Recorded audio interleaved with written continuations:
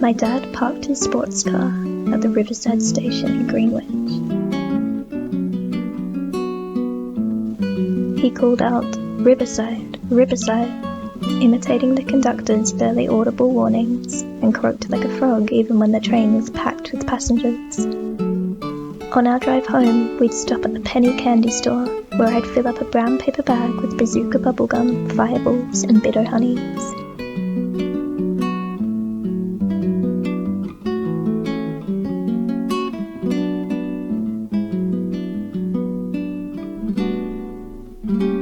My dad bought a Cuban cigar and told me that they were smuggled into the country.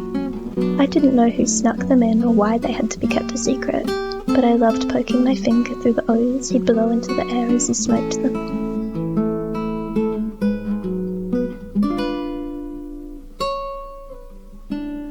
I also liked that my dad and I shared a secret, especially when he said that it was ours to keep. After my big city adventure, he tucked me into bed and read me the story that I had typed at his office, pronouncing each made-up word as I laughed hysterically until I cried. That's how it always was with him, bursts of uncontrollable laughter until I was begging for air to breathe again.